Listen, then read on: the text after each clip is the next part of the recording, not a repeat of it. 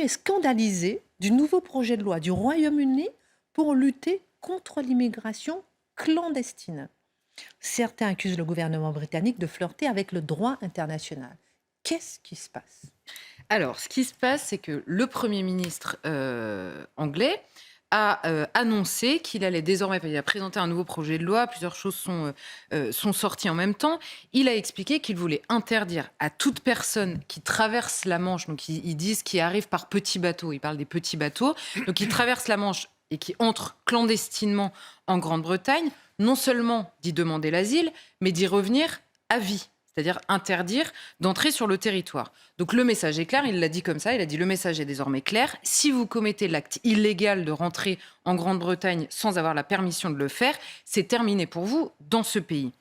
Alors la question, c'est une fois qu'ils sont là, parce que on apprend qu'ils sont, il y en a beaucoup qui viennent d'Albanie, mais il y a aussi des Afghans, des Syriens, des Irakiens. Or, le droit international interdit de les expulser dans un pays qui est soit en guerre, soit considéré comme une dictature, enfin, soit une dictature ou considéré comme telle par le droit international. Donc, comme on ne peut pas les expulser dans les pays d'origine, la question revient sur le projet, vous savez, le projet dont on avait parlé de Boris Johnson à l'époque, qui était avec le Rwanda. Un accord avait été passé avec le Rwanda. En clair, on finance, la Grande-Bretagne en l'occurrence, finance non seulement le Rwanda, mais l'installation de ces migrants, en échange de quoi le Rwanda leur offre des visas pour 5 ans, voire la possibilité de s'installer à vie. Donc l'accord avait été passé en l'occurrence avec le Rwanda. Et on se souvient que c'était au printemps dernier, il y avait un premier vol qui était prévu et qui avait été arrêté le matin même par une décision de la justice européenne qui avait interdit de le faire. Sauf que de recours en recours, le gouvernement britannique a réussi à avoir une décision de justice favorable à ce projet et donc désormais peut le mettre en place. Donc, ce qui se passe, c'est que le gouvernement actuel, donc le Premier ministre a demandé à son ministre de l'immigration de reprendre en gros le projet pour les personnes qui arrivent. Donc elles arrivent, on les met en centre de rétention et on les expulse vers le Rwanda ou leur pays d'origine s'il est possible de les expulser vers leur pays d'origine. Alors là, j'ouvre une petite parenthèse, mais j'ai noté, parce que j'ai lu plusieurs articles qui sortaient sur le sujet dans les médias français, et je note que certains s'étonnent d'une chose qui m'a franchement choquée pour ne pas dire amusée. C'est-à-dire que beaucoup de médias notent que c'est quand même étonnant que cette décision soit prise par un Premier ministre, disent-ils, d'origine indienne, appliquée par un ministre de l'immigration que l'on a déjà vu, qui est une femme d'origine indienne elle aussi, et la précédente ministre de l'Intérieur était elle aussi d'origine indienne, nous disent-ils. Je fais une parenthèse. On ne peut penser que par sa couleur de peau? Alors justement, c'est la question que j'aimerais poser aux journalistes français qui écrivent ces papiers-là. Considère-t-il possible que quelqu'un issu de l'immigration soit désormais anglais, en l'occurrence, et se pose donc la même question politiquement par rapport à l'immigration que n'importe quel autre anglais, ou sont-ils issus de l'immigration pour toujours et donc condamnés par le fait d'être issus de l'immigration à ne penser qu'à travers cette question-là? C'est un vendu, alors, le Premier ministre J'imagine, britannique. c'est évidemment, c'est comme ça que le diraient d'autres gens un peu moins polis, mais c'est exactement ce que j'ai lu à travers les lignes dans certains papiers. Je referme la parenthèse, mais j'ai trouvé ça quand même Très intéressant. voilà, assez étonnant.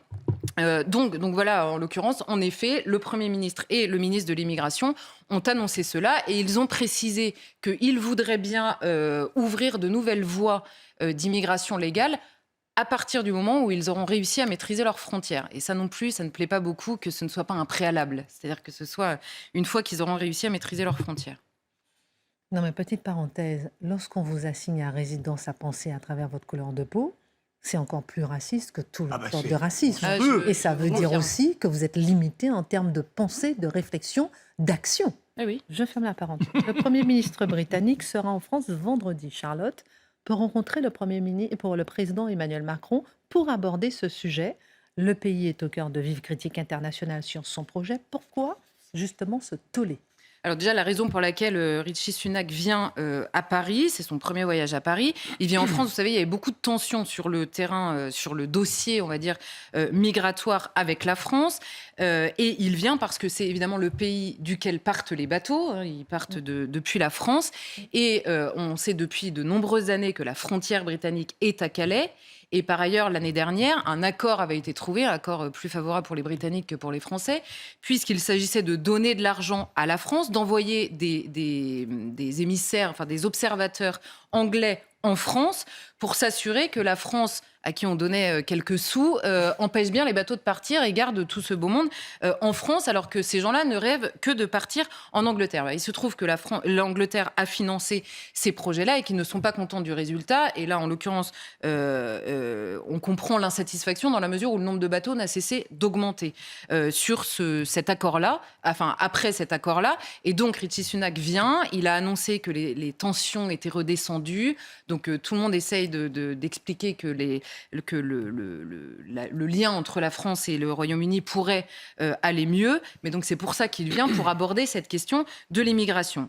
Le Royaume-Uni a également annoncé qu'il voulait passer des accords avec l'Albanie. Je vous le disais tout à l'heure, l'Albanie, il y a beaucoup d'Albanais qui essayent de passer. Or, l'Albanie, il est possible d'expulser vers l'Albanie, contrairement aux Irakiens, aux Syriens ou aux Afghans, pardon, qu'on ne peut pas renvoyer chez eux. Et donc, ils voudraient passer des accords d'expulsion vers le pays d'origine quand il s'agit de l'Albanie. Donc, voilà pour les voyages et les accords internationaux que veut faire le Premier ministre. Maintenant, concernant le tollé.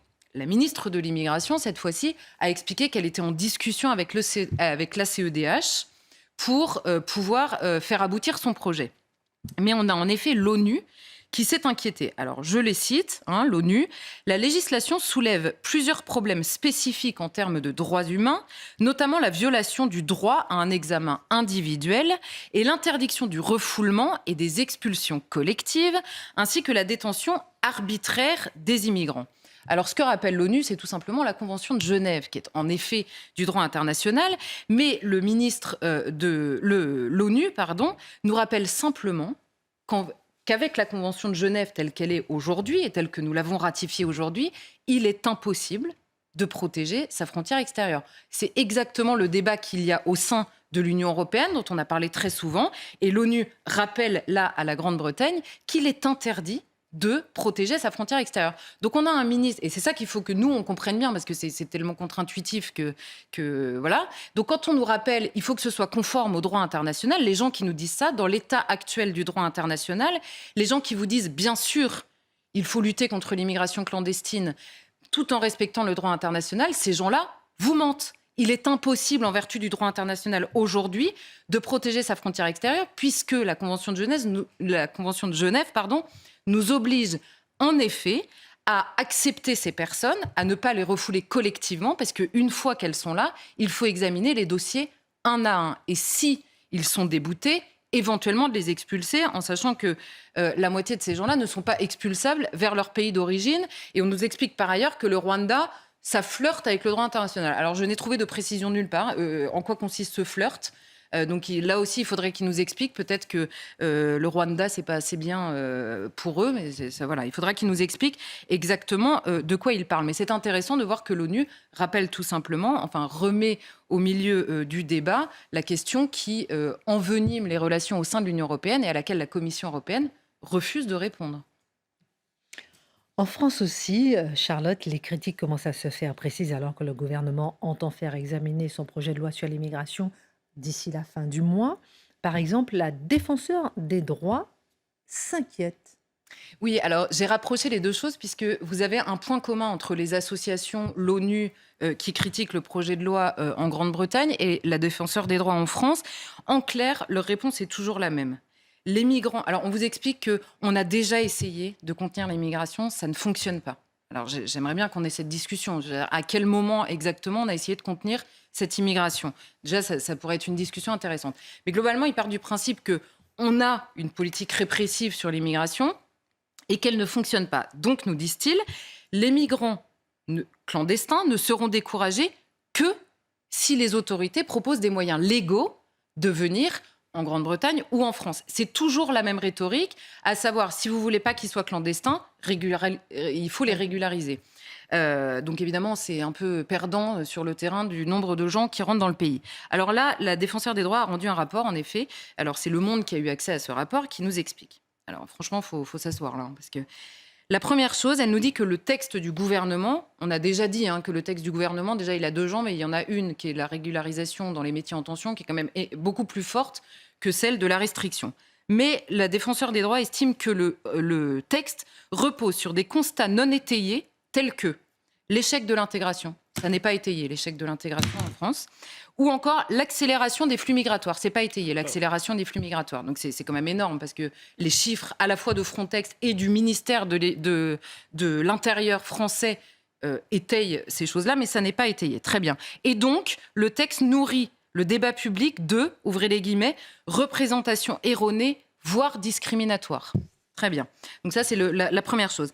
La deuxième chose, la défenseure des droits s'inquiète qu'il n'y ait rien sur la simplification administrative du séjour. Vous savez, on avait parlé de ces recours via Internet pour avoir des rendez-vous en préfecture. Bon, c'est une usine à gaz complètement dingue. Et donc, elle s'inquiète que les recours administratifs des migrants soient trop compliqués et qu'il n'y ait rien dans ce projet de loi pour les simplifier. Très bien.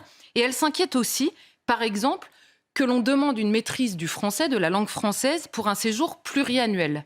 Parce que, nous explique-t-elle, le meilleur moyen de s'intégrer correctement, c'est d'avoir une stabilité administrative. Non mais ces gens vivent dans un monde quand même. Donc la stabilité administrative, c'est le meilleur moyen de s'intégrer correctement. En tout cas, c'est la base.